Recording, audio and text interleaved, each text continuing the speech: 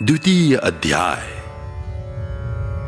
देवताओं के तेज से देवी का प्रादुर्भाव और महिषासुर की सेना का वध।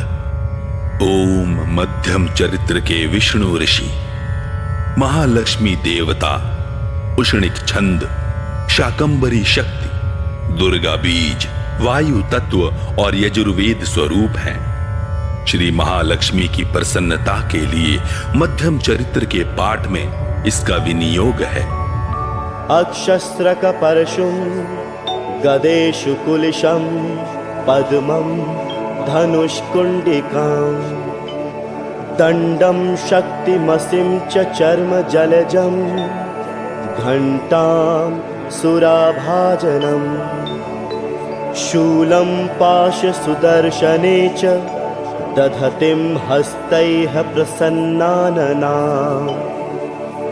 सेवे सैरिभमर्दिनीमिह महालक्ष्मीं सरोजस्थितां।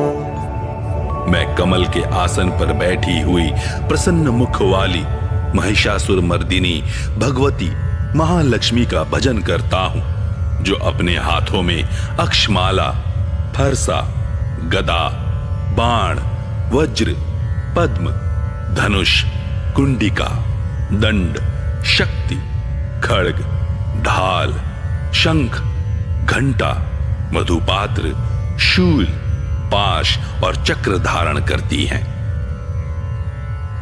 ऋषि कहते हैं, पूर्व काल में देवताओं और असुरों में पूरे 100 वर्षों तक घोर संग्राम हुआ था।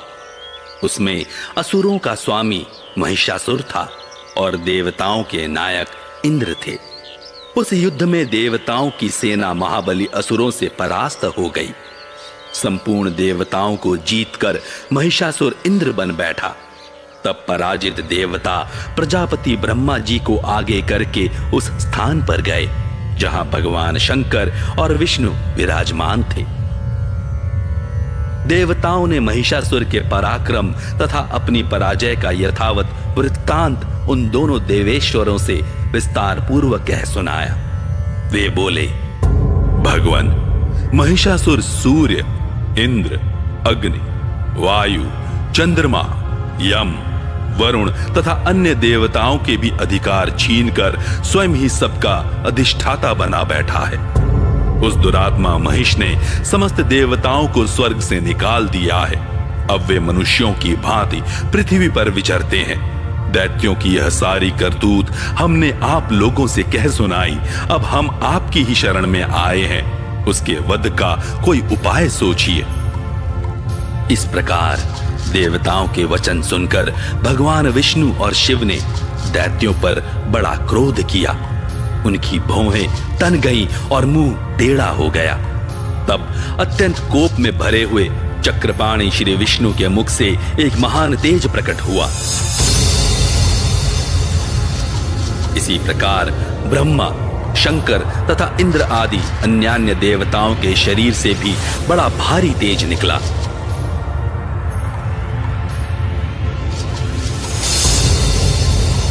वह सब मिलकर एक हो गया।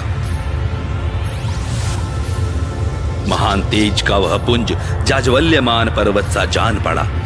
देवताओं ने देखा, वहां उसकी ज्वालाएं संपूर्ण दिशाओं में व्याप्त हो रही थी। संपूर्ण देवताओं के शरीर से प्रकट हुए उस तेज की कहीं तुलना नहीं थी। एकत्रित होने पर वह एक नारी के रूप में परिणत हो गया और अपने प्रकाश से तीनों लोकों में व्याप्त जान पड़ा। भगवान शंकर का जो तेज था, उससे उस देवी का मुख प्रकट हुआ। यमराज के तेज से उसके सिर में बाल निकल आए। श्री विष्णु भगवान के तेज से उसकी भुजाएं उत्पन्न हुई।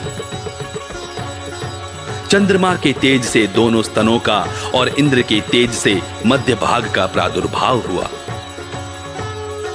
वरुण के तेज से जंघा और पिंडली तथा पृथ्वी के तेज से नितंब भाग प्रकट हुआ। ब्रह्मा के तेज से दोनों चरण और सूर्य के तेज से उसकी उंगलियां हुई। वसुओं के तेज से हाथों की उंगलियां और कुबेर के तेज से नासिका प्रकट हुई। उस देवी के दांत प्रजापति के तेज से और तीनों नेत्र अग्नि के तेज से प्रकट हुए थे। उसकी भौहें संध्या के और कान वायु के तेज से उत्पन्न हुए थे। इसी प्रकार अन्यान्य देवताओं के तेज से भी उस कल्याणमयी देवी का आविर्भाव हुआ। तदनंतर समस्त देवताओं के तेज पुंज से प्रकट हुई देवी को देखकर महिषासुर के सताए हुए देवता बहुत प्रसन्न हुए। पिनाकधारी भगवान शंकर ने अपने शूल से एक शूल निकालकर उन्हें दिया। फिर भगवान विष्णु ने भी अपने चक्र से चक्र उत्पन्न करके भगवती को अर्पण किया। वरुण ने भी शंख भेंट किया। अग्नि ने उन्हें शक्ति दी और वायु ने धनुष तथा बाण से भरे हुए 2 तरकस प्रदान किए। सहस्त्र नेत्रों वाले देवराज इंद्र ने अपने वज्र से वज्र उत्पन्न करके दिया और ऐरावत हाथी से उतारकर एक घंटा भी प्रदान किया।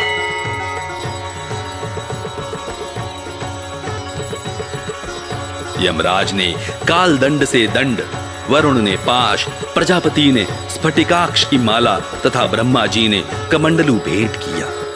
सूर्य ने देवी के समस्त रोमकूपों में अपनी किरणों का तेज भर दिया। काल ने उन्हें चमकती हुई ढाल और तलवार दी। क्षीर समुद्र ने उज्जवल हार तथा कभी जीर्ण न होने वाले 2 दिव्य वस्त्र भेंट किए।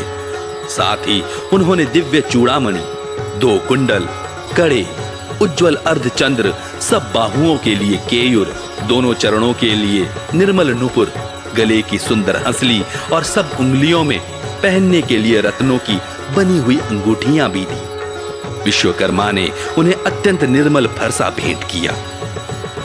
साथ ही अनेक प्रकार के अस्त्र और अभेद्य कवच दिए।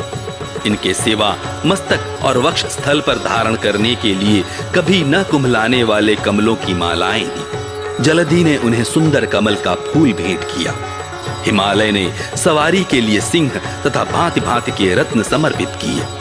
धनाध्यक्ष कुबेर ने मधु से भरा पान पात्र दिया तथा संपूर्ण नागों के राजा शेष ने, जो इस पृथ्वी को धारण करते हैं, उन्हें बहुमूल्य मणियों से विभूषित नागहार भेंट दिया।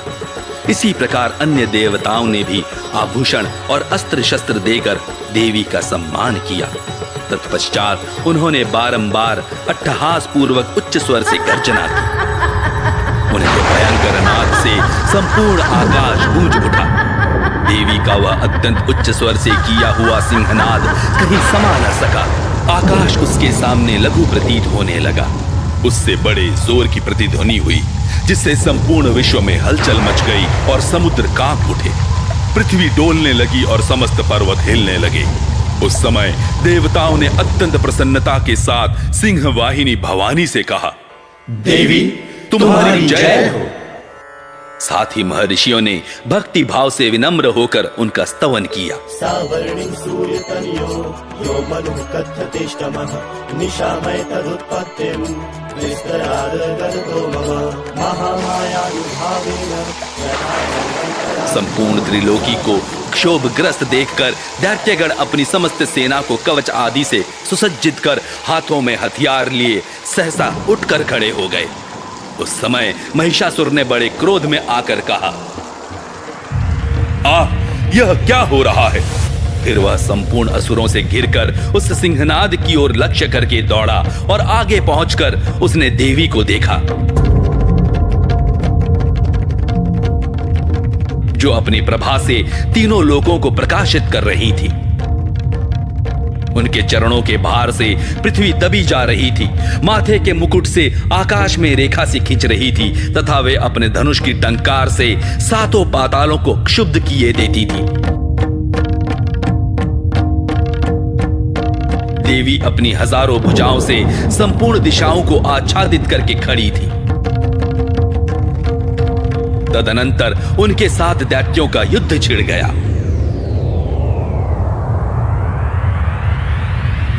नाना प्रकार के अस्त्र शस्त्रों के प्रहार से संपूर्ण दिशाएं उद्भासित होने लगी।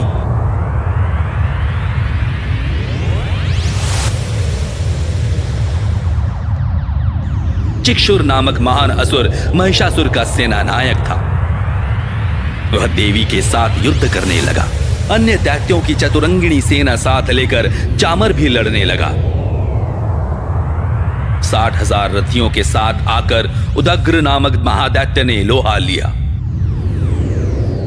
1 करोड़ रथियों को साथ लेकर महाहनु नामक दैत्य युद्ध करने लगा, जिसके रोए तलवार के समान तीखे थे। वह असिलोमा नाम का महादैत्य 5 करोड़ रथी सैनिकों सहित युद्ध में आ डटा। 60 लाख रथियों से घिरा हुआ बाशकल नामक दैत्य भी उस युद्ध भूमि में लड़ने लगा। परिवारित नाम का राक्षस हाथी सवार और घुड़सवारों के अनेक दलों तथा 1 करोड़ रथियों की सेना लेकर युद्ध करने लगा। बिडाल नामक दैत्य 5 अरब रथियों से घिरकर लोहा लेने लगा। इनके अतिरिक्त और भी हजारों महादैत्य रथ, हाथी और घोड़ों की सेना साथ लेकर वहां देवी के साथ युद्ध करने लगे।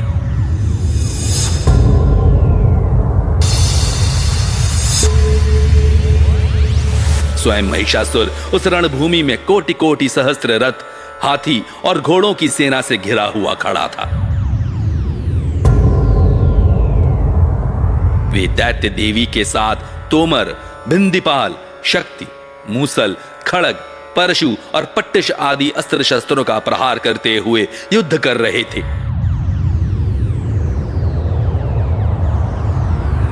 कुछ दैत्यों ने उन पर शक्ति का प्रहार किया, कुछ लोगों ने पाश फेंके तथा कुछ दूसरे दैत्यों ने खड्ग प्रहार करके देवी को मार डालने का उद्योग किया। देवी ने भी क्रोध में भरकर खेल खेल में ही अपने अस्त्र शस्त्रों की वर्षा करके दैत्यों के वे समस्त अस्त्र शस्त्र काट डाले।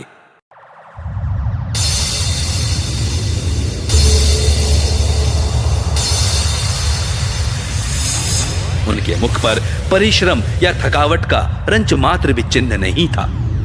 देवता और ऋषि उनकी स्तुति करते थे और वे भगवती परमेश्वरी दैत्यों के शरीरों पर अस्त्र शस्त्रों की वर्षा करती रही। देवी का वाहन सिंह भी क्रोध में भरकर गर्दन के बालों को हिलाता हुआ असुरों की सेना में इस प्रकार विचरने लगा मानो वनों में दावानल फैल रहा हो। रणभूमि में दैत्यों के साथ युद्ध करती हुई अंबिका देवी ने जितने निश्वास छोड़े वे सभी तत्काल सैकड़ों हजारों गणों के रूप में प्रकट हो गए और परशु, बिंदीपाल, खड्ग तथा पट्टिश आदि अस्त्रों द्वारा असुरों का सामना करने लगे। देवी की शक्ति से बढ़े हुए वे गण असुरों का नाश करते हुए नगाड़ा और शंख आदि बाजे बजाने लगे।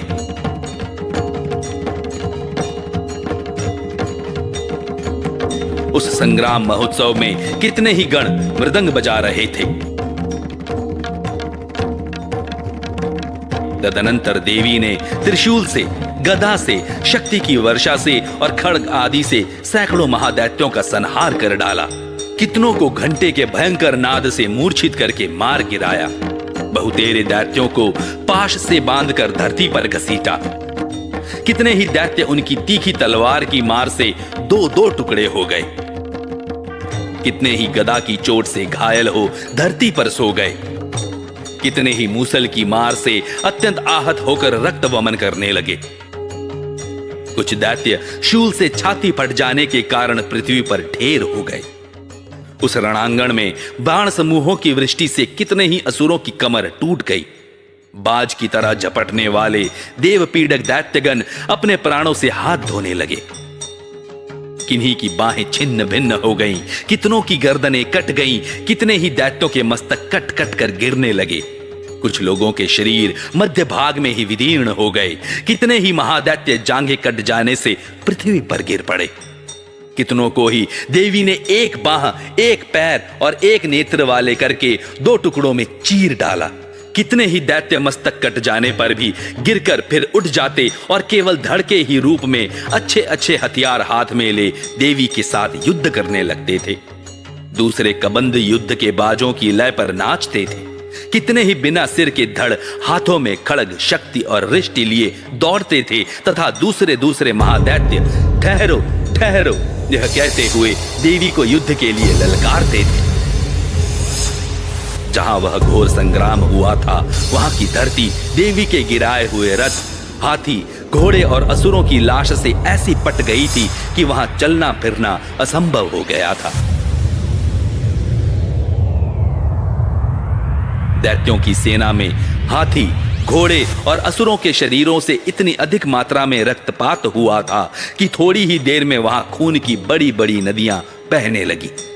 जगदम्बा ने असुरों की विशाल सेना को क्षण भर में नष्ट कर दिया, ठीक उसी तरह जैसे तृण और काठ के भारी ढेर को आग कुछ ही क्षणों में भस्म कर देती है। और वह सिंह भी गर्दन के बालों को हिला हिलाकर जोर जोर से गर्जना करता हुआ दैत्यों के शरीरों से मानो उनके प्राण चुने लेता था। वहां देवी के गणों ने भी उन महादैत्यों के साथ ऐसा युद्ध किया जिससे आकाश में खड़े हुए देवतागण उन पर बहुत संतुष्ट हुए और फूल बरसाने लगे।